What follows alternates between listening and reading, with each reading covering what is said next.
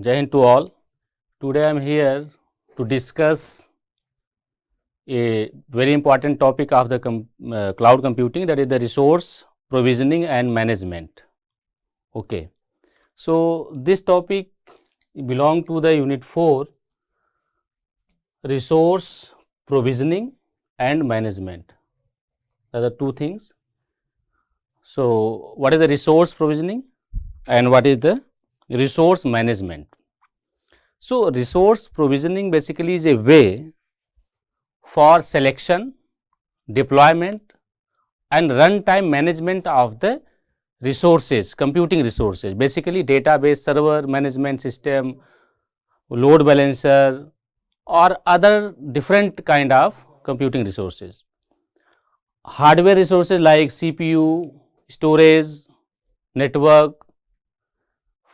Why we are doing this? We do this for ensuring guaranteed performance for the applications.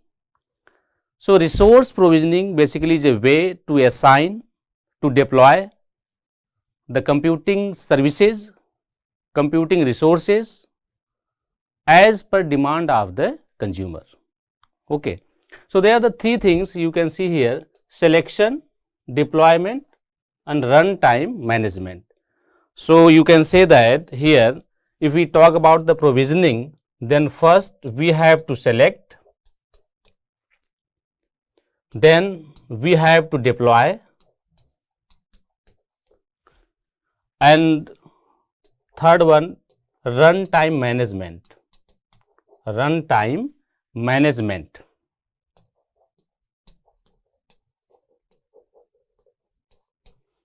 So, these three activity in combination is known as resource provisioning. First of all, we have to select appropriate services, appropriate resources for the consumer as per their need, as per their demand, and after selection we have to deploy that. Where we have to deploy?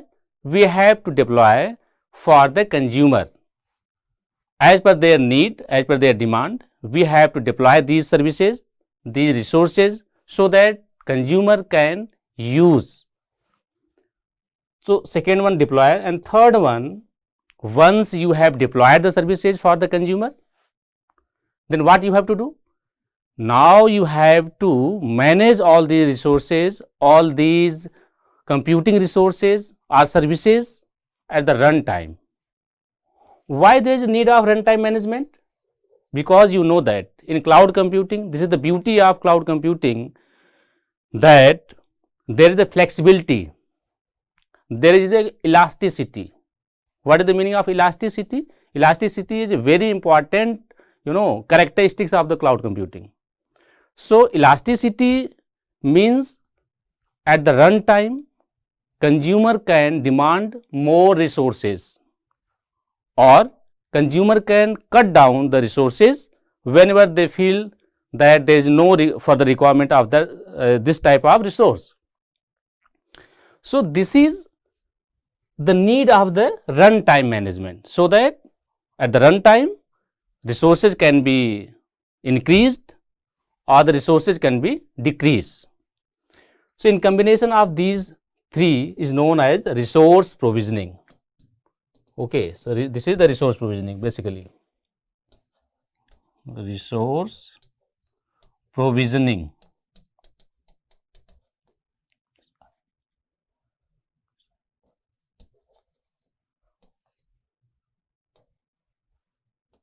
Resource provisioning, selection of appropriate resources, deployment of the resources and the runtime management of the resources, so that flexibility can be dealt. So, there are the policies and mechanism for the resource management. A policy, actually when we want to manage the resources, we want to provision the resources, then certainly we have to follow some policies as well as we have to apply some mechanism. Okay. So, a policy typically refer to the principle guiding decisions. Okay. So, this policy means there is some policy, some protocol, some standard which can be followed whenever you want to manage the resources, whenever you want to assign the resources for the consumer. So, that is the policy, that is the basically principle guiding the decisions. And mechanism represent the means to implement policies. Okay. So, first of all, there should be a clear cut, very clear policies, standard, protocol that should be followed, and there should be some mechanism. So, mechanism is a process of enforcing these policies, okay, implementing these policies.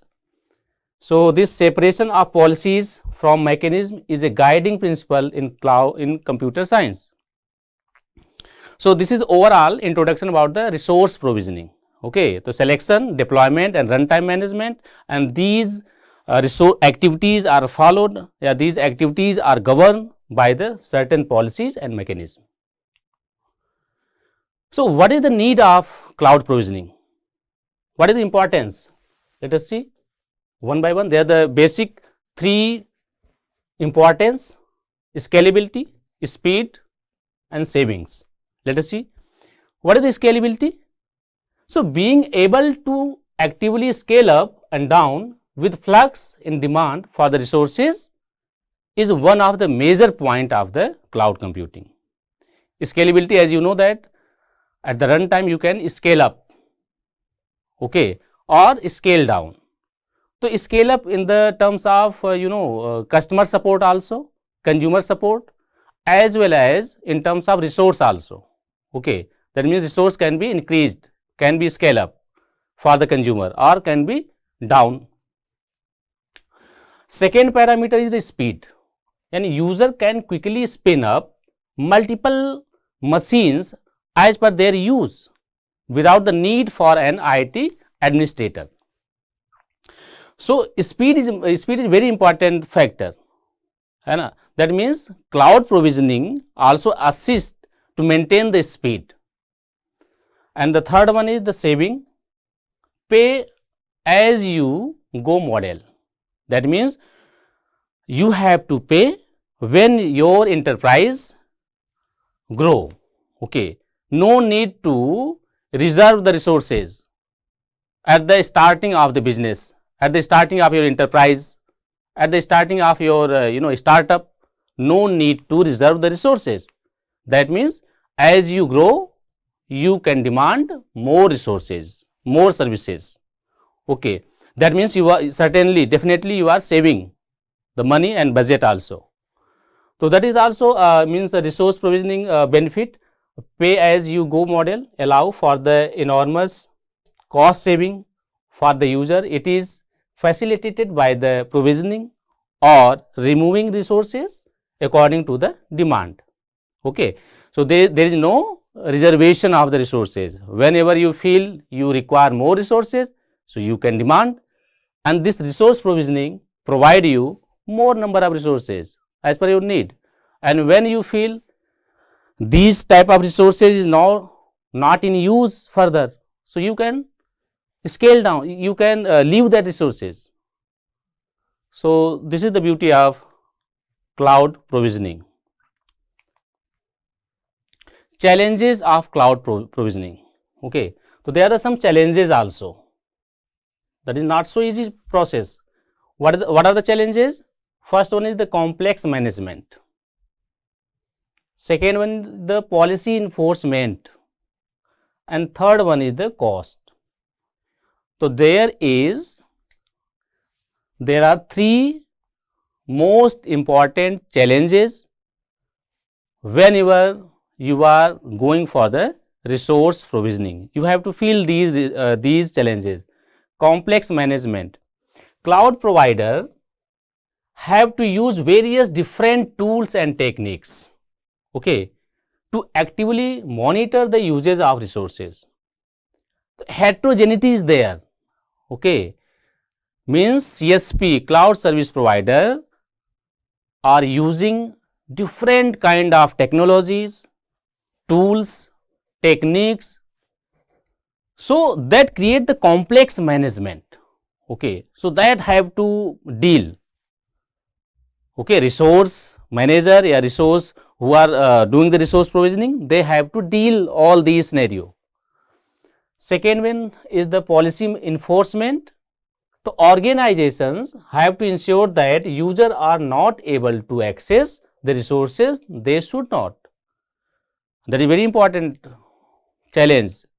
That means you have to track which type of resources are permissible for the user and which type of resources is not permissible. Okay. So, you have to give your close eyes on this assignment, on this provisioning. Okay. So, that is the policy enforcement. And the third one is the cost. Due to automated provisioning, cost may go very high if the attention is not paid to placing the proper checks in place. So, alert about reaching the cost threshold are required. Okay. So, this cost factor is also important because there the automatic provisioning also by using the machine learning algorithms. So, at that time you have to check cost also, what is the maximum permissible cost for that particular consumer, that should not be go high. So, these are the basic challenges that are faced in the cloud computing. These are the some tools that are used for the cloud provisioning. So, first one is the Google Cloud Deployment Manager. Okay, that is a ready-made tool that are used by the different organization for what purpose? To provision the resources, to select, deploy and runtime manage the resources. Second one is the IBM Cloud Orchestrator. Okay, that is provided by the IBM. This is the Google product. First one, this is the Amazon product, AWS Cloud Formation. Okay, this is the product of the Amazon that can be used for the cloud provisioning. This is the Microsoft product, Microsoft Azure Resource Manager. Okay, so these are the four. They are the some important tools that may be used for the resource provisioning. Cloud resource management policies. At the start of this presentation, you have seen that there are the two things, policy and mechanism. Okay, policy should be there should be a clear cut standard that should be followed when you are going for the resource provisioning, and the management policies are the standard. Okay, so these are the policies. Cloud resource management policies can be loosely coupled or grouped in 5 classes: admission control, capacity allocation, load balancing, energy optimization, quality of service guarantees. Okay. So, admission control, this is the one policies that prevent the system from accepting workload in violation of high level system policies. Okay. So, this is the checks and control for the demand that are coming from the user or the consumer. So, you have to check that what type of resources are required by this particular, demanded by this particular consumer. Is it permissible or not? So, you have to check. That is the admission control. Capacity allocation, allocate resources for individual activation of the service. Okay. So, different kind of services are going on for the consumer. So, you have to allocate the resources according to that. That is the capacity allocation, and you have to take care about the capacity also. Load balancing, this is done to balance the load. Okay. So, distribute the workload evenly among the servers, because you know that there are the number of servers at the background. So, so that one server may not be overloaded. Okay. So, in case means you have to avoid this situation. So, what you have to do? You have to avoid this by using the load balancer, and that is also resource provisioning. That means you have to take some load and you have to assign to some other server. So, you have to take care about this. Energy optimization is the other policy. This is the minimization of energy consumption. You have to take care about this also. Always when you are doing resource provisioning, so you should take care about that there should be minimum energy consumptions. And the last one is the quality of service guarantees. This is the important factor. Ability to satisfy timing or another condition specified by a service level agreement. So, you know that there is a SLA, na? Service level agreement, SLAs. So, there are the number of parameters are mentioned in SLAs. So, you have to take care about all these parameters. Basically, these parameters are the performance parameter, okay, speed, response time, okay, all these things, maximum time, minimum time. So, you have to take care about this parameter. So, to manage this parameter, to maintain this parameter, requirement of this parameter, you have to do some provisioning. You have to manage the resources. This is the resource management mechanism. I have already told you that the two guiding principles for the resource provisioning. First one is the policies and second one is the mechanism. Okay. So, we have seen the 5 type of different policies are there, and this one is the resource management mechanism. Okay. So, there are the basically 4 different mechanisms, that is the control theory, machine learning, utility based, market oriented or economic mechanism. Okay. So, allocation technique in computer cloud must be based on a disciplined approach rather than ad hoc method. Okay. So, there the 4 basic mechanisms for the implementation of resource management policies are there. Control theory. So, control theory say that that there should be a feedback to guarantee system stability and predict transient behavior. So, this is based on the feedback system. Okay. Feedback from consumers, from the admin itself. So, other is the machine learning. This is the most frequently used mechanism, because this is the ability to automatically predict the requirement of the provisioning and where the provisioning should be there, managed. So, a major advantage of machine learning technique is that they do not need a performance model of the system. Okay. This technique could be applied to coordination of several autonomic system managers. So, this machine learning automatically detect the need of provisioning at a particular server. Third one is the utility based mechanism. This utility based approach requires a performance model and mechanism to correlate user performance with cost. Okay. So, this is the utility base. So, you have to take care about what is the cost of the utilities of the services and what are their performance. Okay. That means, this should not be case that in order to improve the performance, okay, you are provision so much, but after provisioning you feel that the cost is very high, and that cannot be paid by the consumer as per your SLAs. So, that should not be case. Okay. So, you have to maintain this user level performance along with the cost. And the third one is the market oriented or economic mechanism. Such mechanisms do not require a model for the system, and this is, as the name suggests, market oriented means you have to align your this provisioning and this resources services along with the market, okay, along with your competitors. Cloud provisioning methods, okay, they are the basically 3 kind of methods, different kind of methods that are used to provision the resources.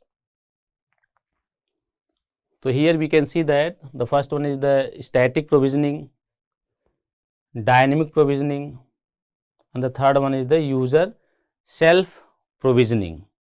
Okay. So, let us see these. Static provisioning. So, based on the application needs, cloud provisioning are classified as these three categories. Okay. So, I have taken the content of these from the Geeks website. So, static provisioning, as the name suggests, this is the static in nature. What is the meaning of static?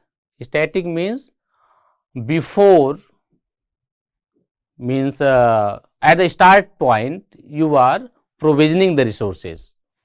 That means you are assigning the resources, you have selected the resources, then you have deployed the resources for the consumer. That is the static provisioning. Okay. So, for application that have predictable and generally unchanging demand or workload, this is very important. Okay. That means static provisioning cannot be performed for every type of demand or resources or the services. So, you have to look after this requirement, like unchanging requirement. This is very important, unchanging demand or workload. Okay, there are some kind of services or resources that you feel that this minimum kind of resources is also always required by a particular consumer. Okay, that is not changed during the use of that particular resources. So, you have to predict this. You should have a clear idea that these kind of resources, these kind of services is not going to be changed. So, for that you can choose static provisioning. So, for application that have predictable in nature, means in advance you can predict that their need, their use, and generally unchanging demand and workloads. So, it is possible to use static provisioning in this case effectively. Why? Because static provisioning require less effort, that means less management, or you can say less cost required. Okay. So, this is effective in that case. With advanced provisioning, the customer contract with the provider for services and the providers prepare the appropriate resources in advance of start of the service. So, the customer is charged a flat fees, okay, or is billed on a monthly basis. Okay. So, means the resources are assigned or deployed well advanced in time. Okay, start of the service. So, there is no means dynamic rate is there, the customer is charged at a flat fee, flat rent or monthly basis you can say. But this static provisioning is not always can be used, means every type of resources or services cannot be provisioned by using this static provisioning. Okay, limitation of static provisioning is that there should be, that resources should be predictable in nature and that should not be changed after assigning the resources. But in real scenario, this is not the always case, because this is the characteristics of the cloud computing, that there should be elasticity. That means, meanwhile the use of that particular resources, consumer can raise, consumer can ask for more number of resources or for more resources, or can ask to cut down the resources, to decrease the resources. Okay. So, for that you have to follow dynamic provisioning, that is dynamic in nature. So, in cases where demand by application may change or vary, dynamic provisioning technique have been suggested, where virtual machine may be migrated on the fly to new computer node within the cloud. Okay. So, dynamic provisioning is required because due to the elasticity of the resources, okay, and where the demand rapidly changes or vary. So, this technique is used where virtual machine is migrated on the fly from one compute node to the other compute node. So, with this dynamic provisioning, the provider allocate more resources as they are needed and removes them when they are not. Okay. So, the customer is billed on a pay per use basis. Certainly, there is no there is not a monthly basis. There is not a case of flat rent. Okay. So, that is paid as per their use. When dynamic provisioning is used to create a hybrid cloud, it is sometimes referred to as a cloud busting. Okay. Then the third one is the self provisioning technique, a method. So, with user self provisioning, also known as cloud self service, the customer purchases resources from the cloud provider through a web form and creating a customer account and paying for the resources with a credit card. The provider's resources are available. Okay, the provider's resources are available on the customer use within or if not in minutes. Okay. So, this is the user self provisioning as the name suggests. That means the customer consumer have to take the services in the form of web services by the websites or by logging the on the web, and they have to pay with the credit card and they can provision the resources as per their need. These are the parameters that are always try to attain during the provisioning: response time, minimize the cost, revenue maximization, fault tolerant, reduce SLA violation, reduce power consumption. So, these are the leading parameters that should be achieved during the resource provisioning. Response time, when first response come from the server, minimize the cost should be minimized. Revenue maximization for the means developer point of time, there should be more revenue. Fault tolerant system should be there. SLA violation should be minimum, and the power consumption should be minimum. Okay. Thank you.